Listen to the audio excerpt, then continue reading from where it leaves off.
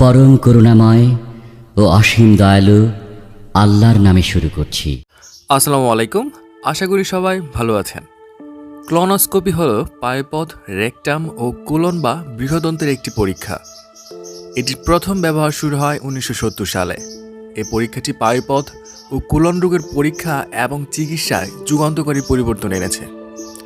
আজকের এই ভিডিও থেকে আপনি জানতে পারবেন ক্লোনোস্কোপি পরীক্ষা আসলে কি এবং এর প্রকারভেদ, একজন ডাক্তার কখন একজন রোগীকে বা কোন কোন রোগ নির্ণয় করার জন্য এই পরীক্ষা করতে বলে থাকেন, ক্লোনোস্কোপি পরীক্ষার আগে আপনার কি প্রস্তুতি নেওয়া প্রয়োজন বা বলতে পারেন আপনাকে কিভাবে প্রস্তুত করা হবে, এবং ক্লোনোস্কোপি কিভাবে করে, ক্লোনোস্কোপি করতে কত সময় লাগে, আর এই টেস্টটি করতে ভয়ের কোনো কারণ আছে কিনা, এবং এই টেস্ট করার পর কোনো অসুবিধা হয় কিনা, আর এই ক্লোনোস্কোপি পরীক্ষাটির মূল্য কত, ইত্যাদি সকল প্রশ্নের বিশদ উত্তর থাকবে আজকের ভিডিওতে। তো চলুন শুরু করা যাক।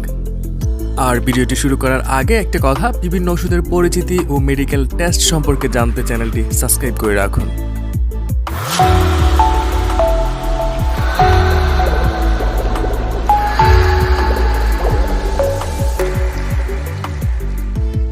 ক্লোনোস্কোপি আসলে কি? ক্লোনোস্কোপি হলো এমন একটা পরীক্ষা যা ফ্লেক্সিবল টিউবের মাথায় লাইট ও ক্যামেরা লাগানো থাকে, যা পায়ুপথের ভেতরে প্রবেশ করানো হয়। খাদ্যনালীর ভেতরের অবস্থা ছবি আকারে ডক্টর মনিটরে পর্যবেক্ষণ করে থাকেন। ক্লোনোস্কোপি খুবই সুনিশ্চিত এবং বিশ্বাসযোগ্য একটি পরীক্ষা, যার মাধ্যমে খুব দ্রুত রোগ ধরা পড়ে। ক্লোনোস্কোপি পরীক্ষা করার ফলে ফলপ্রসূ চিকিৎসা করা সম্ভব হয়, এমনকি অনেক সময় সার্জারি এড়ানোও সম্ভব হয়। ক্লোনোস্কোপি মূলত দুই ধরনের, শর্ট ক্লোনোস্কোপি ও ফুল ক্লোনোস্কোপি। আমি অন্য কোনো ভিডিওতে ক্লোনোস্কোপির প্রকার নিয়ে আলোচনা করব, না হলে আজকের ভিডিওতে ক্লোনোস্কোপির প্রকার নিয়ে কথা বললে ভিডিওটি আরও দীর্ঘ হয়ে যাবে। একজন ডাক্তার কখন একজন রোগীকে এই পরীক্ষা করার জন্য সাজেস্ট করে থাকেন? মলদ্বারে ব্যথা, ফুলা বা পায়খানার সাথে রক্ত গেলে, ঘন ঘন পায়খানা বা পায়খানা ক্লিয়ার না হলে, অনেক দিন যাবৎ বিজল বিজল পায়খানা বা পায়খানার সাথে আম বা মিউকাস গেলে, বয়স 50-এর বেশি হলে স্ক্রিনিংয়ের উদ্দেশ্যে, অর্থাৎ ক্যান্সার আছে কিনা তা নির্ণয় করতে, আবার যাদের নিকট আত্মীয়দের মধ্যে কোলন ক্যান্সারের ইতিহাস আছে তাদেরকে, এছাড়া আলসারেটিভ কোলাইটিস এবং পায়ুপথের যে কোনো রোগ নির্ণয়, রোগের উন্নতি বা সাধারণ রোগের ফলো আপের জন্য এবং ক্যান্সার রোগের পরবর্তী ফলো আপের জন্যও ক্লোনোস্কোপি করা হয়ে থাকে। ক্লোনোস্কোপি পরীক্ষার জন্য প্রস্তুতি কেমন হয়?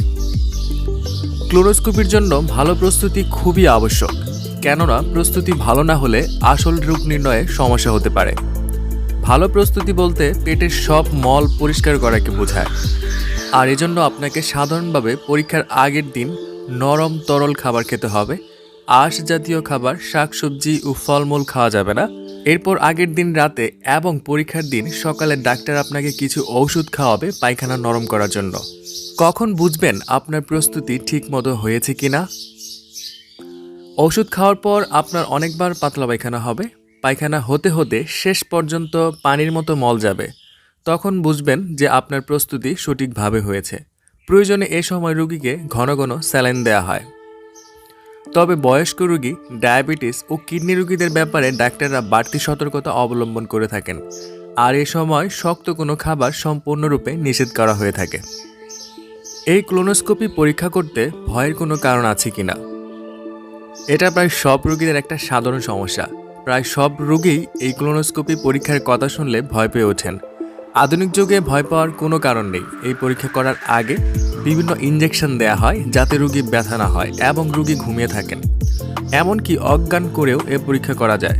পরীক্ষা করার পর রোগী যখন সজাগ হন তখন তিনি কোনো ব্যথাই অনুভব করেন না। তাই ভয় না পেয়ে যাদের প্রয়োজন তাদের উচিত সঠিক সময়ে পরীক্ষাটি করে নেওয়া। ক্লোনোস্কোপি করার সময় রোগীর সাথে কি ঘটে?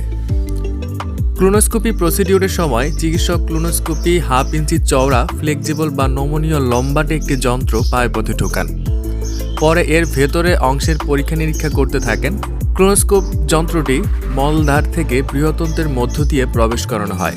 প্রয়োজন হলে ক্লোনোস্কোপির সময় অল্প পরিমাণ টিস্যু নেওয়া হয়ে থাকে, পলিপস হয়েছে কিনা তা পরীক্ষা করে সম্পূর্ণ বাদ দেওয়ার জন্য। অনেক সময় ক্লোনোস্কোপির সাহায্যে কোলোরেক্টাল মানে ক্লোন ও রেক্টাল সম্পর্কিত সমস্যা বা রোগ নির্ণয় ও চিকিৎসা করা সম্ভব হয় কোনো রকম সার্জারি ছাড়াই। ক্লোনোস্কোপি করতে সাধারণত কত সময় লাগে? ক্লোনোস্কোপি প্রসিডিউরের জন্য সাধারণত 30 মিনিট থেকে 1 ঘন্টা সময় লাগতে পারে। এটা রোগী ও রোগীর কন্ডিশনের উপর নির্ভর করে থাকে।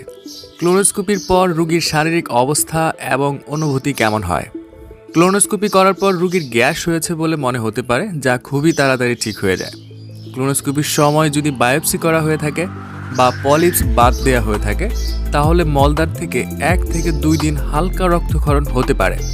কিন্তু রক্তক্ষরণ যদি বেশি হয় বা তলপেটে ব্যথা হয় ও বেশি জ্বর আসে, তাহলে তখনই চিকিৎসকের পরামর্শ নেওয়া উচিত। ক্লোনোস্কোপি পরীক্ষাটি করতে খরচ কত? ক্লোনোস্কোপি টেস্ট করতে বিভিন্ন ডায়াগনস্টিক সেন্টারে খরচের পরিমাণ বিভিন্ন হতে পারে। টেস্ট স্পেশালিস্ট ও ডায়াগনস্টিক সেন্টার ভেদে এর খরচ 8,000 থেকে 20,000 টাকা পর্যন্ত হতে পারে। যেহেতু এটি একটি সেন্সিটিভ পরীক্ষা, তাই ভালো মানের ডায়াগনস্টিক সেন্টারে করা প্রয়োজন। আর এই পরীক্ষাটি যদি আপনার ডাক্তার সাজেস্ট করে থাকে, তাহলে দেরি না করে পরীক্ষাটি করে ফেলা উচিত। ক্লোনোস্কোপি পরীক্ষা সম্পর্কে আপনার আরও যদি কোনো প্রশ্ন থাকে, তাহলে আমাকে কমেন্টস করে জানাতে পারেন, আমি সেখানে উত্তর দেওয়ার চেষ্টা করব।